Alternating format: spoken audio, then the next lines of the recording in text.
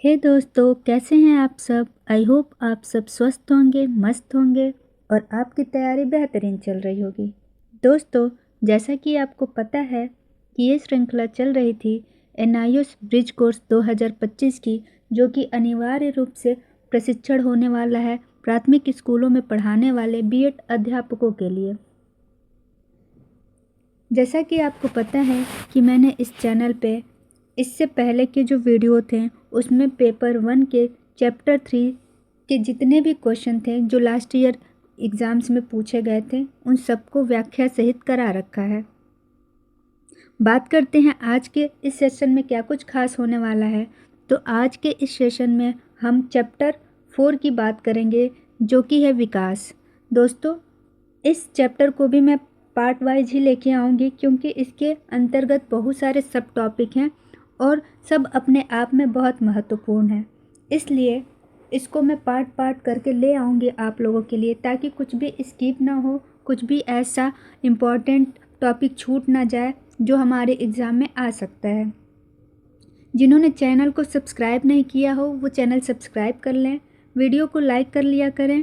आपका एक लाइक मुझे मोटिवेट करता है आपके लिए ऐसे ही इन्फॉर्मेटिव वीडियो बनाने के लिए, और अपने दोस्तों को भी ज़रूर शेयर किया करें। चलिए देखते हैं कि क्या कुछ खास होने वाला है आज के इस सेशन में।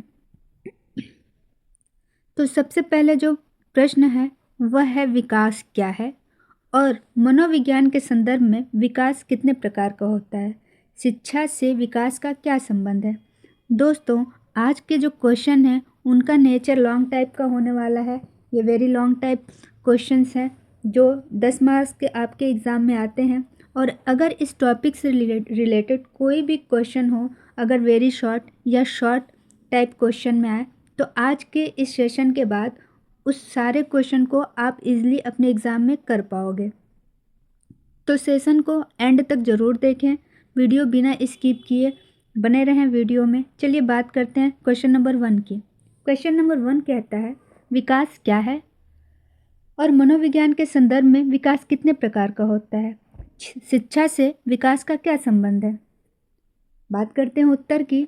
तो विकास का अर्थ, विकास वह सतत प्रक्रिया है जिसमें बालक जन्म से परिपक्वता तक विभिन्न अवस्थाओं से गुजरते हुए शारीरिक, मानसिक, सामाजिक एवं भावनात्मक रूप से परिपक्व होता है। विकास केवल कद या वजन बढ़ना नहीं होता है, बल्कि सोच, समझ, व्यवहार, भावनाएं और सामाजिकता में होने वाला क्रमिक परिवर्तन ही विकास कहलाता है। दोस्तों, विकास को हम ऐसे समझ सकते हैं कि अगर किसी बच्चे की हाइट बढ़ रही है, बच्चा बड़ा हो रहा है, तो वह उसकी वृद्धि है।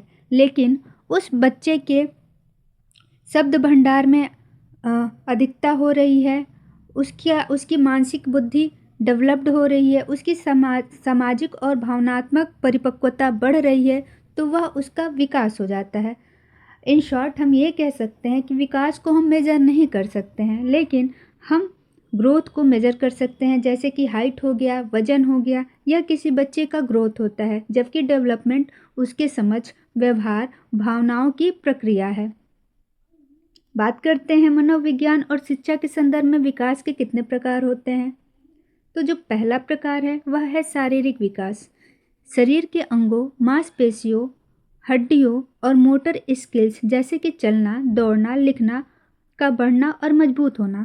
शारीरिक विकास में हम क्या देखते हैं कि हमारे शरीर में जो भी डेवलपमेंट हो रही है, यानी कि हमारे शरीर के अंगों का विकास हो रहा है, हमारे मसल्स का विकास हो रहा है, बच्चों की हड्डियों का, और उनके मोटर स्किल्स जैसे कि वो चल सकते हैं, वो दौड़ना सीख सकते हैं, वो लिखना सीख सकते हैं, या बच्चों का बढ़ना या मजबूत होना, यह शारीरिक विकास है। जैसे अगर कोई बच्चा 1 साल का है और वह 1 साल बाद 2 साल का हो गया, तो यह शारीरिक विकास हुआ। उसके शरीर जो शारीरिक बनावट है उसमें विकास हुआ, उसकी कद काठी में विकास हुआ, उसकी हड्डियां मजबूत हुई, उसके मसल्स स्ट्रांग हुए। तो ऐसे विकास को हम शारीरिक विकास कहते हैं। नेक्स्ट है संज्ञानात्मक विकास। सोचने, समझने, याद रखने, समस्या हल करने और जानकारी संसाधित करने की मानसिक क्षमताओं का विकास। देखिए दोस्तों, संज्ञानात्मक विकास में ऐसे विकास आते हैं जिसके अंतर्गत बच्चे की सोचने और समझने की, याद रखने की, समस्याओं को हल करने की प्रवृत्ति या क्षमता का विकास होता है। यानी बच्चे के सामने अगर कोई समस्या आती है तो उस समस्या को किस प्रकार हल किया जाए, जिस सोच के तहत वह उसका सॉल्यूशन ढूंढता है, वही उसका संज्ञानात्मक विकास है। नेक्स्ट देखिए, सामाजिक विकास। दूसरों के साथ बातचीत करने, संबंध बनाने और सामाजिक नियमों को समझने की क्षमता का विकास ही सामाजिक विकास कहलाता है। दोस्तों, जब भी कोई बालक अपने सामाजिक परिवेश में आता है तो उस समाज से वह बहुत कुछ सीखता है। लोगों से बात करने से, लोगों से संबंध बनाने, सामाजिक नियमों को समझने का और पालन करने का जो भी क्षमता का विकास होता है वह इसी विकास के अंतर्गत आता है। आगे देखिए, भावनात्मक विकास। भावनाओं जैसे खुशी, क्रोध, डर, सहानुभूति को पहचानने, समझने और प्रतिबंधित करने की क्षमता का विकास। भावनात्मक विकास में व्यक्ति या बच्चा अपने अंदर की खुशी को, डर को, क्रोध को और सहानुभूति को पहचानता है। जैसे अगर बच्चे के सामने कोई ऐसा डरावना सा जीव आ जाए तो बच्चा तुरंत डर जाता है, तो ये ऑटोमेटिक डेवलप्ड होता है उसके अंदर, ये भावनात्मक विकास है। या अगर बच्चों को किसी मनपसंद चीज़, जो उसकी बहुत पसंदीदा चीज़ है, उसको ला के आप दे दो तो वो खुश हो जाता है, तो वो कहीं ना कहीं अपनी भावनाएं प्रकट कर रहा है। तो सही समय पे सही भावनाएं जब वह पहचानने लगे तो वह उसकी भावनात्मक विकास होती है। नेक्स्ट देखिए, नैतिक विकास। सही और गलत के बीच अंतर करने और नैतिक सिद्धांतों के अनुसार कार्य करने की क्षमता का विकास।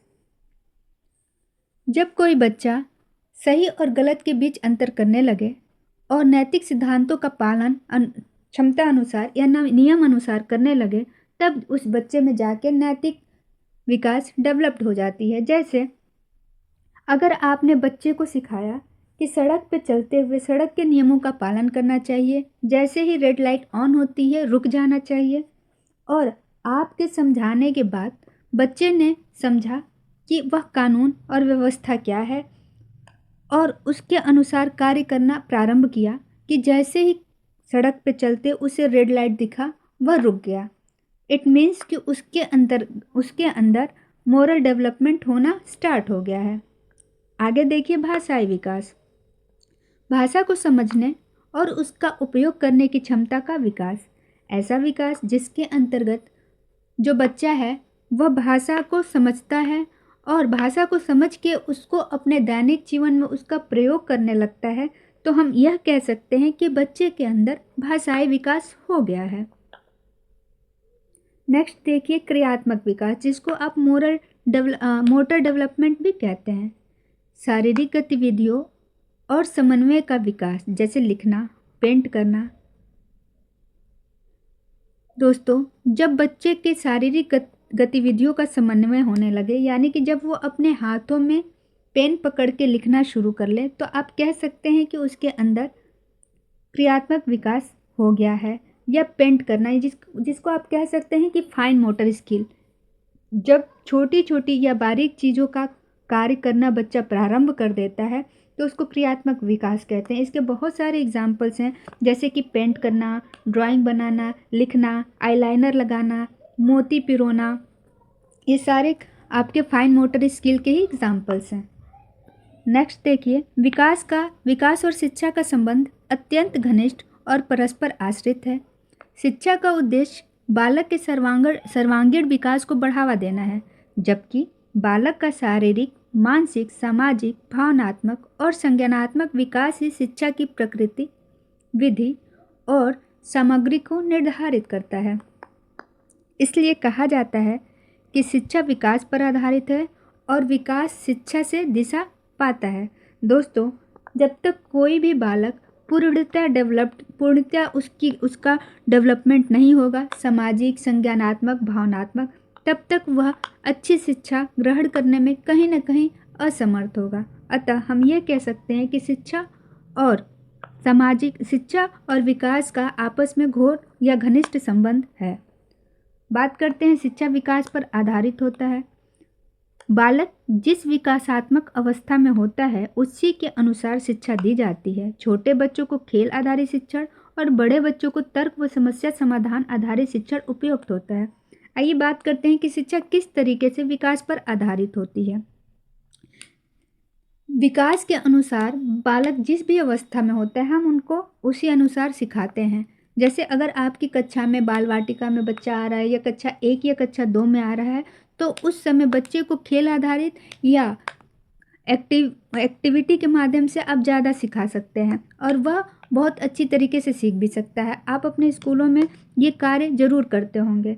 और जैसे ही बच्चा थोड़ा सा बड़ा होता है तो आप उसको तर्क आधारित या ऐसी समस्या देते हैं जिसके बहुत सारे आयाम हो सकते हैं उस पर्टिकुलर क्वेश्चन को सॉल्व करने के। तो बच्चों की जो शिक्षा है वो उनके विकास पर निर्भर करती है। जिस तरह के विकास की अवस्था में बालक होगा उस तरह की शिक्षा उनको दी जाएगी तो बच्चा अच्छा शिक्षण कर सकता है या अच्छी शिक्षा पा सकता है।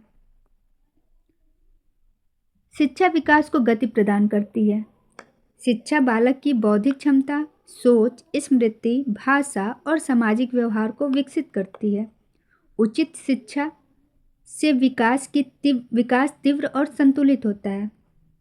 दोस्तों, शिक्षा विकास को गति प्रदान करती है, यानी कि अगर बच्चे में बौद्धिक क्षमता, सोच, स्मृति, भाषा और सामाजिक व्यवहार को विकसित करना है तो उसके लिए आप समुचित शिक्षा का प्रबंधन करेंगे जिससे उसकी शिक्षा जो है वह संतुलित होती है और शिक्षा का विकास भी तीव्र होता है।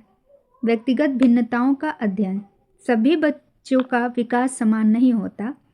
शिक्षा इन भिन्नताओं को समझकर बालक की क्षमता के अनुसार सीखने के अवसर प्रदान करती है। दोस्तों, मैंने कई सारे सेशन में आपको बता रखा है कि व्यक्तिगत भिन्नता होती है प्रत्येक बच्चे में। आपकी कक्षा का प्रत्येक व्यक्ति या प्रत्येक बालक अलग अलग भिन्नताओं के साथ होता है। उनकी सोचने की, उनकी रुचियाँ, उनकी क्षमताएं, उनकी सीमाएं सब भिन्न होती हैं।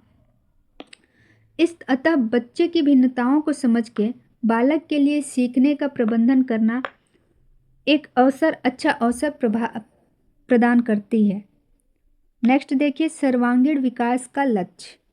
शिक्षा केवल ज्ञान नहीं देती बल्कि बालक के शारीरिक, मानसिक, सामाजिक, भावनात्मक एवं नैतिक विकास को संतुलित रूप से विकसित करती है। दोस्तों, जब किसी बालक के अंदर शारीरिक, मानसिक, भावनात्मक, सामाजिक और नैतिक विकास होता है तो हम यह कह सकते हैं कि उस बच्चे का सर्वांगीण विकास हो रहा है। अतः यह शिक्षा और विकास एक दूसरे से घनिष्ठ रूप से संबंधित हैं। बात करते हैं क्वेश्चन नंबर 2 की, जो कि होने वाला है संज्ञानात्मक विकास से आप क्या समझते हैं, इसकी प्रमुख विशेषताओं तथा विकास को प्रभावित करने वाले कारकों का वर्णन कीजिए। दोस्तों, आप सब कहीं ना कहीं पढ़ा रहे हैं अपने स्कूलों में और आप बहुत बेहतर तरीके से जानते हैं कि आपके कक्षा में आने वाला बच्चा अपने साथ क्या लेके आता है।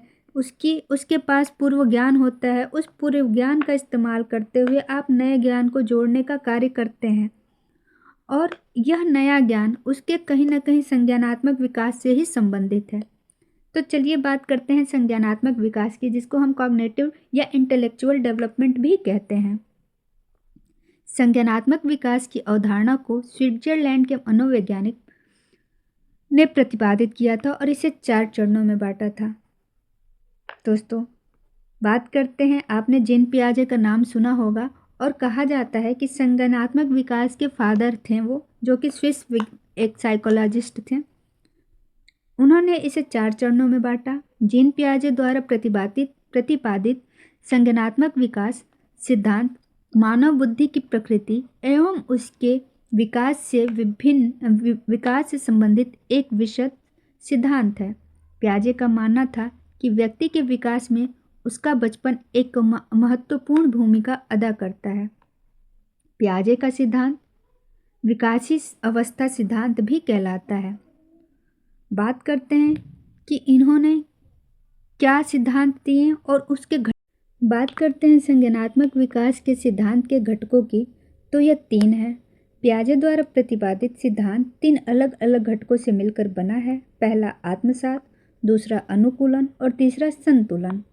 पियाजे का तर्क था कि संज्ञानात्मक और बौद्धिक विकास अनुकूलन की प्रक्रिया के माध्यम से होता है, यानी बच्चे दुनिया के साथ तालमेल बिठाकर सीखते हैं। वे यह आत्मसातकरण, समायोजन और संतुलन के माध्यम से करते हैं। चलिए डिटेल में पढ़ते हैं कि ये जो 3 घटक थे वो क्या कह रहे हैं, कैसे समझा जा सकता है इनको। पहला है आत्मसात। आत्मसातकरण वह प्रक्रिया है जिसमें बच्चा किसी मौजूदा धारणा को किसी नए अनुभव या वस्तु पर लागू करता है। उदाहरण के लिए घोड़े गाय के भ्रम के मामले में बच्चा जानता है कि गाय रोएदार होती हैं, 4 पैरों पर खड़ी होती हैं और खेतों में रहती हैं। वह एक घोड़ा देखता है और उसे लगता है कि ये सभी बातें उससे मेल खाती हैं। बच्चा अपने मस्तिष्क में पहले से मौजूद श्रेणी या स्कीमा में चीज़ों को व्यवस्थित करके उन्हें समझने की कोशिश कर रहा है। बात करते हैं कि आत्मसातकरण की। दोस्तों, आत्मसातकरण एक ऐसी प्रक्रिया है जिसमें बच्चे को पहले से जो भी ज्ञान है उस ज्ञान को समझ के वह नई चीज़ों को समझने का प्रयास करता है, या उस ज्ञान का उपयोग करके नई चीज़ों को समझने का प्रयास करता है। जैसे बच्चे ने बिल्ली देखी और बच्चे ने पहले से कुत्ता देख रखा है, तो जब बच्चा बिल्ली देखता है तो उसको लगता है कि यह कुत्ता ही है, लेकिन वहाँ पे जब थोड़ी बहुत चेंजेस उसमें दिखती हैं तो वह अपने घर वालों को या अपने टीचर्स को या अपने दोस्तों को बताने की कोशिश करता है कि यह कुत्ता है या बिल्ली है। तो जब कोई व्यक्ति उसको करेक्ट करके बताता है कि नहीं, आपने ये बिल्ली देखी थी पहले और ये कुत्ता है, तो कुत्ते से बिल्ली या बिल्ली से कुत्ते तक जो स्कीमा उसने चेंज किया अपने पूर्व ज्ञान के अनुसार, उसको ही आत्मसातकरण कहते हैं। यानी कि जो नॉलेज आपके पास पहले से है, जो नॉलेज बच्चे के पास पहले से है, उसमें उससे नए नॉलेज को जोड़ने की कोशिश करता है, उसको ही हम आत्मसातकरण कहते हैं। नेक्स्ट देखिए, आइए समझते हैं अनुकूलन को, एडॉप्टेशन भी जिसे कहते हैं। दोस्तों, अनुकूलन एक ऐसी चीज़ है जहां अपने बच्चे अपने पूर्व ज्ञान में बदलाव करके नई चीज़ों को एडॉप्ट करते हैं या एडॉप्ट करके उनको समझने की कोशिश करते हैं। आइए देखते हैं थियरी में क्या लिखा है कि जहां कोई मौजूदा धारणा किसी स्थिति या अनुभव के अनुकूल नहीं होती है, वहाँ बच्चे को एक अलग दृष्टिकोण अपनाने की आवश्यकता होती है। इसे ही अनुकूलन कहते हैं। देखिए, जब बच्चे की स्कीमा में फिट जो भी जानकारी होती है वह उसके सामने जो परिस्थिति है उसके अनुसार फिट नहीं बैठती, तब बच्चा अपने स्कीमा में जो भी जानकारी है उसमें बदलाव करके नई चीज़ों को सीख लेता है। इसे ही हम एडॉप्टेशन कहते हैं। उदाहरण के तौर पे जब बच्चा किसी खेत में मुर्गी देखता है, यह गाय से बहुत छोटी होती है और केवल 2 पैरों पर चलती है। उन्हें पंखों से ढके इस नए प्राणी को समझने के लिए अपनी अवधारणा में बदलाव करना होगा। अचानक ही उनकी पशु अवधारणा का विस्तार हो जाता है। जैसे बच्चा अभी तक गाय को देख के गाय की अवधारणा को समझा, लेकिन जैसे उसने मुर्गी देखी तो उसने अपने पुराने ज्ञान में बदलाव किया और उसने यह पाया कि यह भी एक पशु है और इसके पंख हैं। तो जो भी इसके पुराने ज्ञान में, जो भी इसका पुराना ज्ञान था, जो भी इसकी स्कीमा में फिट जानकारी थी, उसने बच्चे ने बदलाव किया और नई जानकारी ग्रहण की। इसे ही हम अनुकूलन कहते हैं। आगे देखिए, संतुलन। पियाजे का मानना था कि आत्मसातकरण के माध्यम से बच्चे दुनिया में व्यवस्था पाते हैं। जब वे नई जानकारी को व्यवस्थित करने के लिए अपनी मौजूदा योजनाओं का उपयोग कर पाते हैं तो वे संतुलन में होते हैं। हालांकि जब नई जानकारी को किसी मौजूदा संरचना में व्यवस्थित नहीं किया जा सकता तो वे असंतुलन की स्थिति में आ जाते हैं। पियाजे के अनुसार असंतुलन की यह भावना अप्रिय और असहज होती है, क्योंकि मनुष्य स्वाभाविक रूप से अपने चिंतन में व्यवस्था की तलाश करते हैं। संतुलन वह प्रक्रिया है जिसके माध्यम से बच्चे नए ज्ञान और अनुभवों को आत्मसात करके अपने विकास को आगे बढ़ाते हैं। दोस्तों, संतुलन एक ऐसी व्यवस्था है या ऐसा माध्यम है जिसके द्वारा बच्चे अपने आप को इस दुनिया में व्यवस्थित कर पाते हैं। वह नई जानकारियाँ जुटाते हैं, उसका आत्मसातकरण करते हैं उसको एडॉप्ट करके संतुलित करते हैं, तब जाके वह अपनी इस व्यवस्था को सहज तरीके से परफॉर्म कर पाते हैं। और अगर कोई बच्चा इसे अच्छे तरीके से नहीं समझ पाता तो वह असंतुलन की अवस्था में आ जाता है। उदाहरण के लिए, अपने विकास के अगले चरण में आगे बढ़ने के लिए जिस बच्चे ने घोड़े को गाय समझा था, उसे अपनी समझ के अनुसार उस जानकारी को समायोजित करने की आवश्यकता होगी। दोस्तों, बात करते हैं कि अगर बच्चे के पास कोई पूर्व जानकारी है, जैसे मान लेते हैं कि बच्चे ने घोड़े को देखा और उसे गाय समझा, लेकिन जब उसने घोड़े को देख के गाय वाली जानकारी में बदलाव किया तो उसने अपनी नई समझ के अनुसार उस जानकारी को समायोजित करने की कोशिश की, और इसे ही संतुलन कहते हैं। संतुलन मूलतः आत्मसातकरण और समायोजन के बीच का सामंजस्य है। बिल्कुल सही बात है। पियाजे का मानना था कि संज्ञानात्मक विकास की प्रक्रिया में स्कीमा महत्वपूर्ण भूमिका निभाती है।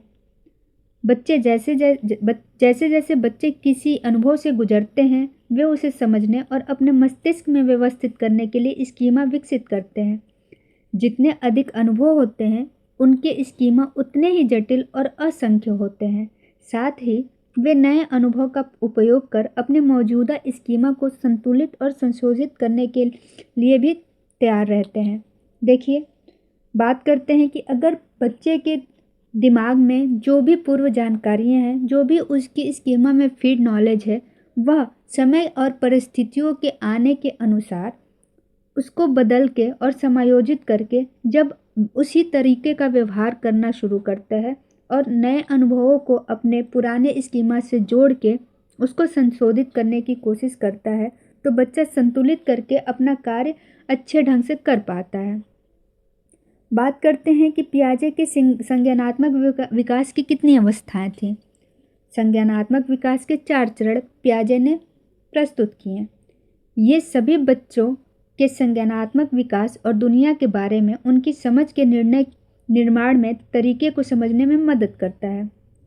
जो पहली अवस्था है वह है संवेदी गामक अवस्था, जिसको सेंसरी मोटर स्टेज भी कहते हैं। ये जन्म से शुरू होकर लगभग 2 वर्षों तक चलता है। दोस्तों, जैसा कि यह अपने नाम से ही आप इसको समझ सकते हैं कि सेंसरी मोटर स्टेज यानी कि ऐसा स्टेज जिसमें सेंसर, जो हमारे इंद्रियां हैं, वह काम करती हैं। यानी कि जन्म से लेके और बच्चे के जन्म के 2 वर्ष बाद तक की जो स्थिति होती है या जो स्टेज होता है, उसको हम सेंसरी मोटर स्टेज कहते हैं। बात करते हैं कि इसमें इन्होंने क्या समझाया हमें। शिशु अपने इंद्रियों और मोटर जैसे शारीरिक गतिविधियों के माध्यम से दुनिया को समझता है, जैसे देखना, छूना और चूसना। मुख्य विकास वस्तु स्थायित्व की समझ विकसित होती है। जब कोई चीज़ दिखती है तभी उसका अस्तित्व होता है। चलिए समझते हैं संवेदी गामक अवस्था। एक बहुत ही इम्पॉर्टेंट टॉपिक है ये। जन्म से लगभग 2 वर्ष तक जब बच्चा जन्म लेता है और जन्म के 2 वर्ष बाद तक जिस अवस्था में होता है उसको हम संवेदी गामक यानी कि सेंसरी मोटर स्टेज कहते हैं। जब बच्चा अपनी इंद्रियों से सीखता है, जैसे छू के, देख के, अपने अंगूठे को चूसता है, तो वह अपने सारे जितने भी इंद्रियां हैं उसका जितना प्रयोग कर सकता है प्रयोग करता है। और इस विकास के अंतर्गत जो मुख्य विकास है वह है वस्तु अस्थायित्व का। यानी कि इस स्टेज में वस्तु अस्थायित्व का गुण आता है बच्चे में, और इस स्टेज के खत्म होते होते बच्चा वस्तु अस्थायित्व सीख जाता है। यानी कि बच्चे में अगर कोई बच्चे के सामने ऑब्जेक्ट लाया जाए तो वह उसको पहचान के उसके बारे में, उसके अस्तित्व को या ऑब्जेक्ट परमानेंस की समझ उसके अंदर विकसित हो जाती है। और यही वो स्टेज है जिसमें ऑब्जेक्ट परमानेंस नहीं होती है, लेकिन जैसे ही ये स्टेज खत्म होने के कगार पे होती है, बच्चे के अंदर वस्तु स्थायित्व की भावना आ जाती है। नेक्स्ट बात करते हैं, जो सेकंड स्टेज है वो है पूर्व संक्रियात्मक अवस्था, प्री ऑपरेशनल स्टेज भी इसको कहते हैं, जो 2 वर्ष से 7 वर्ष तक की होती है। इसमें प्रतीकात्मक सोच यानी कि सिंबॉलिक थिंकिंग और भाषा का विकास होता है, लेकिन तार्किक सोच सीमित होती है। दोस्तों, यह वह अवस्था होती है जिसमें बच्चे सिंबॉलिक थिंकिंग करने लगते हैं। जैसे कि अगर आपने उनको सिंबल में दिखाया ए, तो वह उस सिंबल को देख के अपने स्कीमा में उसकी छवि बना लेते हैं, और ए फॉर एप्पल अगर उनको आपने पढ़ाया तो वह सिंबल देख के वो खुद एप्पल अपने दिमाग में उसको सोच लेते हैं। इसी उम्र में बच्चों के भाषा का विकास होता है, लेकिन वो तर्क नहीं कर सकते, उनकी तार्किक सोच भी सीमित होती है। मुख्य विशेषताएं आत्मकेंद्रियता, यानी कि बच्चे के अंदर ईगोसेंट्रिज्म होता है, वो अपने बारे में ही ज़्यादा सोचता है। केंद्रीकरण, वो एक चीज़ के बारे में ही सोचेगा। और पलटा, रिविजिबिलिटी की समझ का अभाव, यानी कि वो चीज़ों को उलट फेर नहीं कर सकता। जैसे अगर आप अपने इस उम्र के बच्चे को घर से स्कूल तक लेके गए और स्कूल में छोड़ दिया और वापस फिर बच्चे को कहा कि घर वापस आ जाओ, तो वह बच्चा वापस नहीं आ पा रहा है, यानी कि उसके अंदर जो रिवर्सिबिलिटी है उसकी समझ का अभाव है। जीन पियाजे ने ये सेम एक्सपेरिमेंट अपने बच्चे के साथ भी किया था। नेक्स्ट देखते हैं मूर्त संक्रियात्मक अवस्था, जो होती है 7 से 11 वर्ष तक की, जिसको हम कॉन्क्रीट ऑपरेशनल स्टेज भी कहते हैं। बच्चे ठोस वस्तुओं और घटनाओं के बारे में तार्किक रूप से सोचना शुरू कर देते हैं, यानी कि यह वह चरण है जिसमें अगर बच्चे के सामने कोई ठोस वस्तु रखी जाए तो वह उसके बारे में तार्किक रूप से सोचना शुरू करता है कि यह कैसा है, यह कैसे बना, इसको कैसे तोड़ा जा सकता है, इसको कैसे जोड़ा जा सकता है, इसमें कौन कौन सी चीज़ों का इस्तेमाल हुआ है, और भी बहुत सारी चीज़ें वह इस अवस्था में सोचना समझना शुरू कर देता है।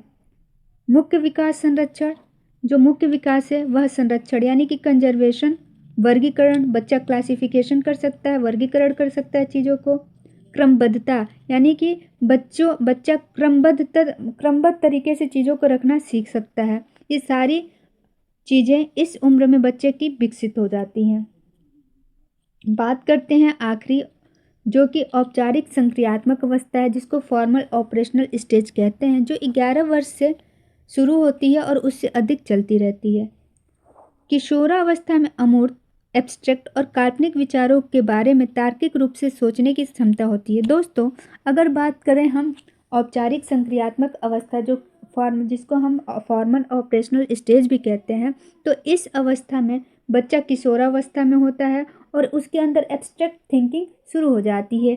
अब वह अच्छे तरीके से तर्क कर सकता है, वो इन सब चीज़ों के बारे में सोच सकता है जो कि अमूर्त हो। जैसे आप बच्चे को गणित पढ़ा रहे हैं और आपने बच्चे से कहा कि मान लो कि यह एक पेन है जो 5 रुपए का है और दूसरे बच्चे के पास इससे 2 गुना कीमत का पेन है, तो अब बच्चा अपने एब्स्ट्रैक्ट थिंकिंग से एब्स्ट्रैक्ट चीज़ों को भी कल्पना के माध्यम से और तर्क के माध्यम से यह सवाल समझने और उसका समाधान करने में सक्षम हो जाता है। मुख्य विशेषताएं क्या हैं? परिकल्पनात्मक निगमनात्मक तर्क, यानी कि बच्चा अब तर्क और समस्या समाधान करने में सहायक हो जाता है। यह सबसे आखिरी स्टेज है और कैसे इसको याद करेंगे, तो पहला जो है सेंसरी मोटर, इसको आप एस, पूर्व संक्रियात्मक पी, मूर्त को कंक्रीट सी और एफ, फॉर्मिक औपचारिक संक्रियात्मक अवस्था को एफ से याद कर सकते हैं। इसको आप लिख सकते हैं एस पी सी एफ। तो ये चारों स्टेज जो पियाजे ने दिए थे वो रहे। आज के लिए वीडियो में इतना ही रखते हैं। पार्ट 2 में नेक्स्ट क्वेश्चन लेके आऊँगी मैं, जो कि तीन और क्वेश्चन होंगे इस चैप्टर से, जो मैं पार्ट 3 में लेके आऊँगी। वीडियो बहुत लंबा नहीं रखते हैं, आप धीरे धीरे चीज़ों को आसानी से समझ सकते हैं। चैप्टर 4 चल रहा है, एक वीडियो और चैप्टर 4 का होगा और फिर चैप्टर 4 ख़त्म हो जाएगा। फिर चैप्टर 4 से जितने भी क्वेश्चन बनेंगे आप इजीली कर लोगे, कोई दिक्कत नहीं होगी आपको एग्ज़ाम में। और मैंने आपको पहले ही बताया था, मैं आज फिर से आपको बता रही हूँ कि संडे को मैं एक मॉडल पेपर लेके आऊँगी जो 2 पार्ट में होगा, क्योंकि 19 क्वेश्चन होंगे, 2 या 3 पार्ट कर दूँगी। 19 क्वेश्चन होंगे और उसमें उसको सॉल्व कराने में बहुत समय लग जाएगा।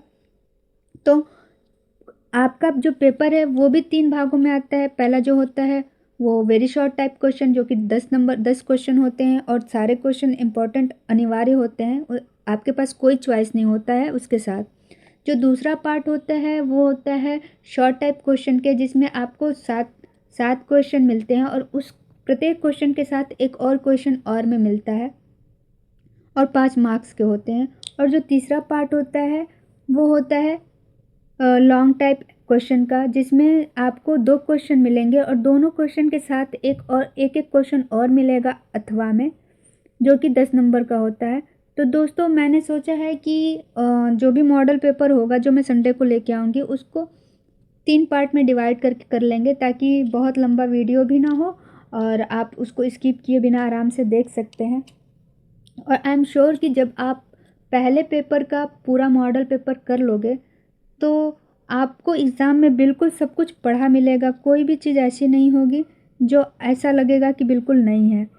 तो चलिए मिलते हैं नेक्स्ट वीडियो में, तब तक पढ़ते रहिए, ख्याल रखिए अपना और अपनों का, और चैनल को सब्सक्राइब कर लीजिए, अपने दोस्तों में शेयर कर लीजिए।